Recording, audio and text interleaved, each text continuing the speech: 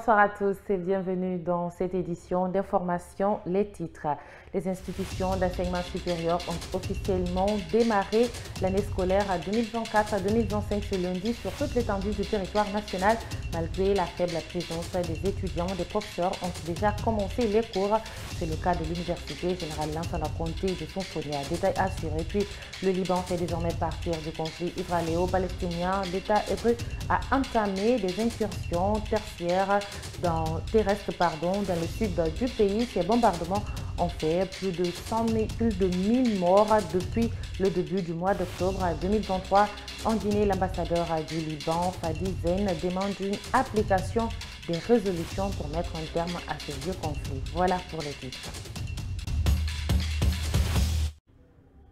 Encore bonsoir, je vous annonçais dans les titres. Les cours ont démarré dans les institutions d'enseignement supérieur du pays ce lundi 14 octobre 2024 à l'Université générale Lansana Conté de Sonfonia.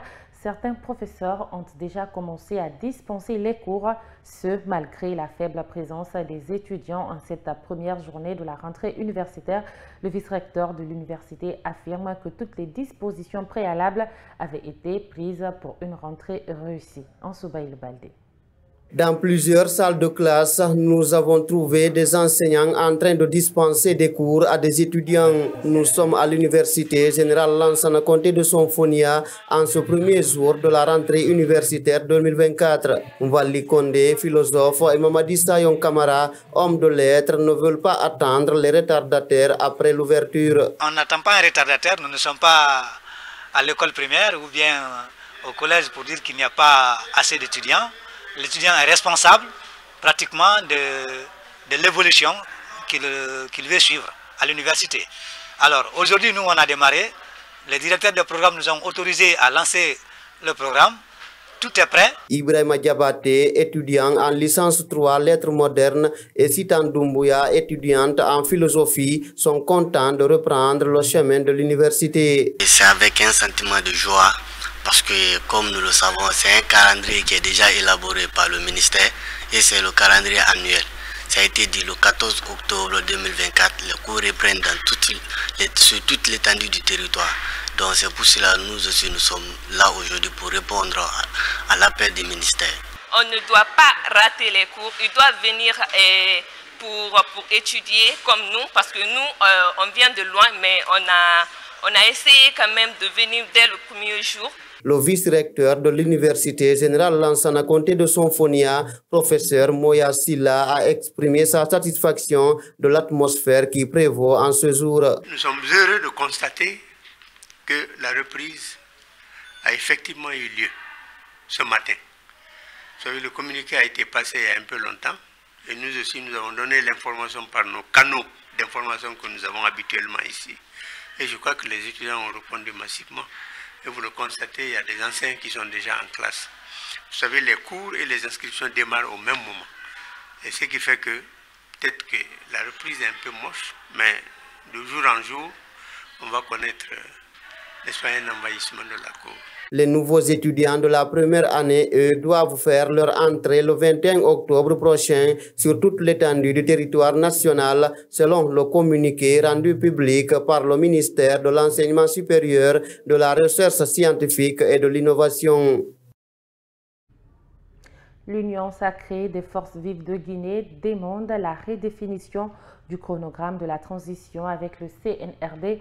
Cela intervient à partir d'un constat remarqué sur le retard accusé jusque-là relatif au retour à l'ordre constitutionnel. Les membres de cette union dénoncent par la même occasion le silence de la CEDEAO concernant la transition guinéenne. En Soubaï le Baldé.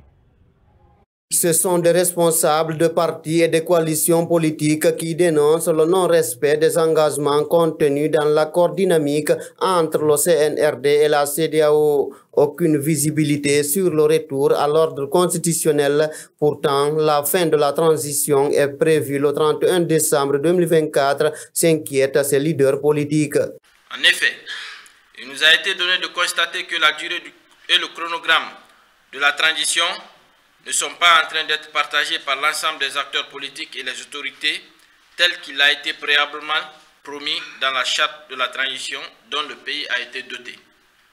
À cette allure, si aucune action préventive n'est entreprise immédiatement, notre pays risque de vivre une autre page tumultueuse de son histoire, liée à la fin de la transition prévue le 31 décembre 2024 selon l'accord dynamique entre le CNRD et la CEDEAO. Malheureusement, aucun des signataires de cet accord n'a pu respecter son contenu.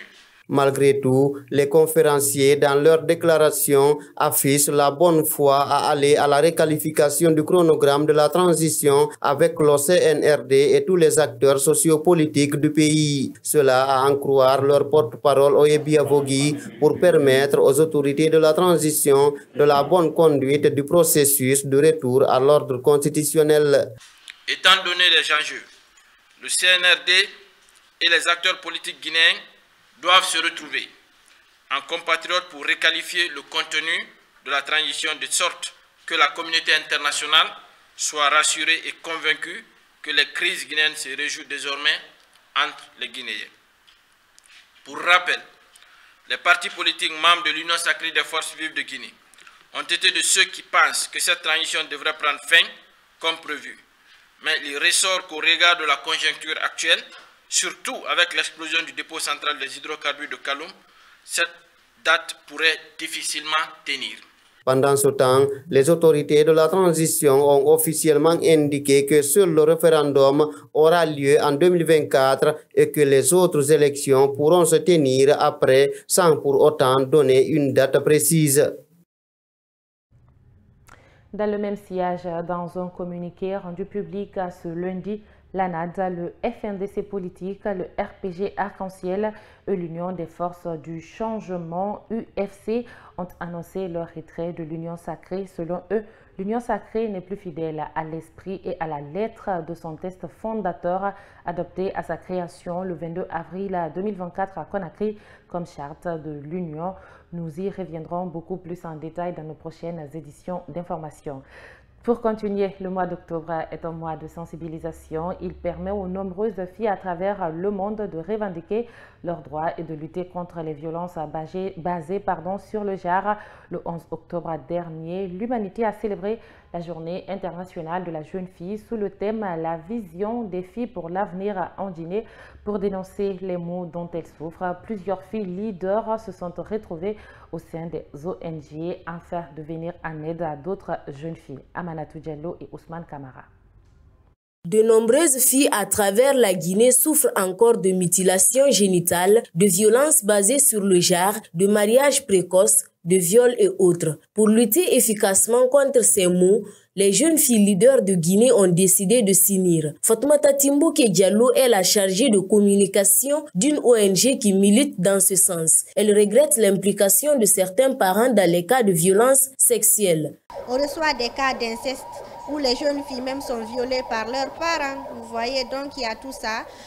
C'est pour dire que ça existe partout. Aujourd'hui, la jeune fille, elle n'est pas en sécurité, même chez elle. Mais pour remédier à cela, c'est aux parents d'approcher leur enfant, que ce soit une fille ou un garçon, que ton enfant soit ton propre ami, que les jeunes filles sachent qu'aujourd'hui, mon père, ma mère, c'est eux mes premiers amis. Ces filles sont confrontées à de nombreuses difficultés, notamment la non-applicabilité des textes établis par la loi. Pour le bien-être des filles et des femmes de Guinée, Fatoumata Diallo demande à l'État de veiller à l'application stricte de la loi sur des personnes qui violent le droit des jeunes filles et femmes en Guinée. On ne leur demande pas un soutien financier, mais un soutien d'application de loi sur ce qui se passe en Guinée. Parce que ça ne se passe à chaque jour, nous l'entendons, vous l'entendez, et sur ce qui se passe. Parce que moi, je crois bien que si les lois sont appliquées, vraiment, ça va beaucoup nous aider. Et il y aura un frein. Promouvoir le respect des filles et des femmes de Guinée, promouvoir l'éducation et la scolarisation des jeunes filles sont des objectifs que se sont fixés ces jeunes filles. Elles demandent par ailleurs aux victimes de briser le silence. Dans un autre cadre, les exportations de bauxite de la Guinée ont augmenté d'environ plus de 23% durant la semaine du 30 septembre au 6 octobre 2024 dans les ports minéraliers de Kamsar, Dapilon, Katou, Nouma, Kokaya, Tassera, Cap-Verga et Kimbo comparativement au bilan de la semaine précédente, une augmentation significative qu'enregistre le pays qui n'a pas connu une telle hausse depuis juin dernier selon Exofinance Guinée. Fatoumata Kane pour le commentaire. Après avoir connu d'importantes baisses et de hausses de plus de 2% et plus de 5% pour un total de 16 navires au cours des précédentes semaines, les exportations bauxitiques ont dépassé la barre des 2 millions de tonnes durant la semaine du 30 septembre au 6 octobre 2024 pour s'établir à 3 110 618 tonnes pour 23 navires. Cette augmentation de plus de 23% est significative pour les exportations de bauxite qui n'avaient pas enregistré ce taux depuis juin dernier dans les ports minéraliers de Kamsar, Dapilon, Katunguma, Kokaya, Tarensa, Cap-Verga et Kimbo. Dans le classement de cette semaine, la société minière de Boké occupe largement la première place avec une exportation de 1 196 196 tonnes pour 6 navires contre 1 50 363 tonnes pour 5 navires une semaine auparavant, soit une hausse de plus 14%. Elle est suivie de la Compagnie des bauxites de Guinée avec 439 118 tonnes et Guinea Alumina Corporation avec 378 647 tonnes. Au compte du troisième trimestre, les sociétés ont réalisé une exportation totale de 31 990 587 tonnes contre 38 464 629 tonnes, soit une baisse d'environ 17%. Et puis, né en 1925 à Massanta, puis exécuté le 25 janvier 1971 à Conakry, Lofo Camara était sage-femme militante du Parti démocratique de Guinée, PDG, section guinéenne du Rassemblement démocratique africain. Elle a été membre du bureau politique national du PDG et secrétaire d'État aux affaires sociales dans le gouvernement de Guinée. Devoir de mémoire avec Abdallah Camara rendu par Fatoumata Kane.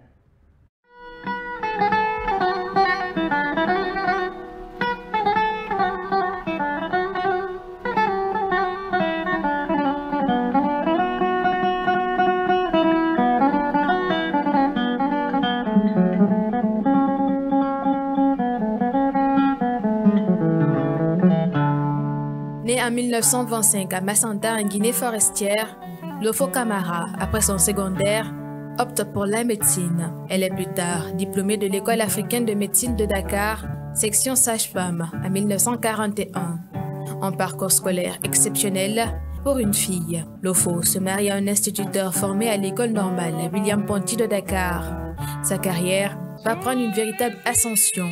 Lofo Camara est d'abord envoyé à Guinée, au Niger, 1941-1943, puis dans un poste inconnu en 1943, avant de rentrer à Conakry en 1947. Affectée en Zérigoré en 1947, elle assume assez tôt des responsabilités administratives dans les structures hospitalières où elle exerce, comme à Guéguédou.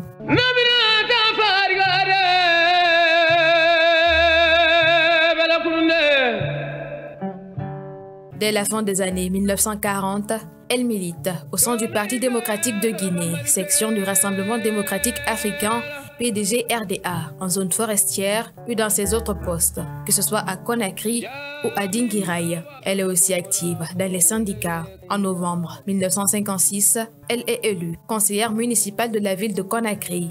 En mai 1958, après plus de 10 ans de militantisme, elle intègre les instances dirigeantes du PDG comme déléguée des organisations féminines au sein du bureau politique national.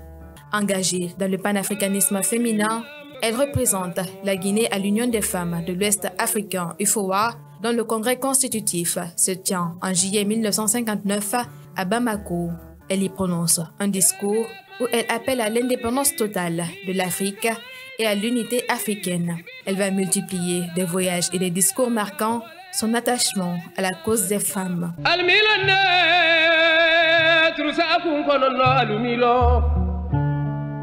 Peu après l'indépendance, Lofo Camara, secrétaire de l'organisation féminine au sein du parti, se voit affectée au secrétariat d'État aux affaires sociales, dont la seule femme apparaissant sur la photo officielle du gouvernement de la Guinée.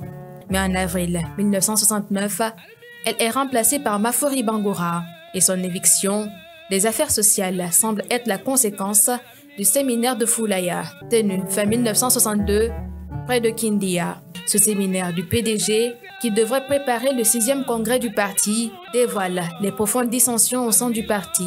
Le faux Camara, ce serait avec d'autres militants opposés au cumul des fonctions et à l'entrée dans le bureau politique de cadres n'ayant pas gravi tous les échelons du parti.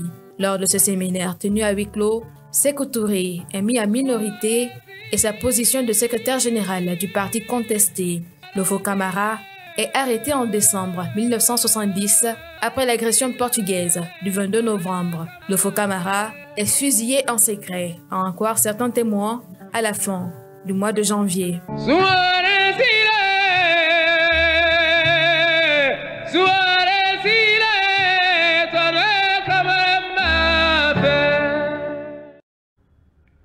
Et pour finir, le conflit israélo-palestinien s'étend désormais jusqu'au Liban. L'État hébreu a entamé des incursions terrestres dans le sud du pays. Ces bombardements ont fait plus de 1000 morts depuis le 7 octobre 2024. L'ambassadeur du Liban en Guinée, Fadi Zain, demande une application des résolutions de l'ONU pour mettre un terme à ce conflit qui dure depuis des décennies. Reportage à Mamadou Tanouba. Le Liban est l'autre victime du conflit Israël-Palestine. Depuis début septembre 2024, il est visé par des tirs de l'État hébreu. Israël a annoncé que son armée avait entamé des incursions terrestres limitées, localisées et ciblées contre le Hezbollah. L'ambassadeur du Liban en Guinée, Fadi Zain, demande l'application des résolutions du Conseil de sécurité des Nations Unies pour espérer la fin du conflit au Moyen-Orient. Tout ce que nous demandons, c'est l'application des résolutions du Conseil de sécurité des Nations Unies, toutes les résolutions, sans exception. Et de cette façon, si jamais on arrive à appliquer toutes les résolutions concernant le conflit arabo-israélien, je crois que toutes les choses seront rentrées en règle et il n'y aura plus de problème. La persistance de ce conflit qui date de plusieurs décennies s'explique par le fait que l'État hébreu veut toujours mettre la main sur plus de territoires pour étendre sa domination, selon le diplomate libanais. Le problème, c'est que les Israéliens veulent toujours davantage de terrain. C'est le problème. Parce qu'Israël n'est jamais satisfaite de ce qu'elle a. Elle veut toujours plus de terrain, de plus en plus. Et c'est là le corps du sujet. C'est que Israël ne veut pas entendre parler des droits des Palestiniens. Pour Israël, les Palestiniens n'existent pas. L'État d'Israël est soutenu dans cette guerre par la première puissance du monde, les États-Unis d'Amérique. Fadi Zain accuse Washington de ne pas mettre la pression sur l'État juif. Les États-Unis, ils sont à plein avec les Israéliens. Et la preuve, depuis à peu près 3 semaines, ils ont accordé 8,7 milliards de dollars additionnels pour l'armement d'Israël. Et ils disent qu'Israël a le droit de se défendre. Est-ce qu'Israël a le droit de se défendre et les autres non? C'est ça la question. Depuis octobre 2023, le Liban a déploré plus de 1873 personnes tuées sur son territoire. Et voilà, c'est la fin de cette édition d'information. À tous, merci de l'avoir suivi et bonsoir chez vous.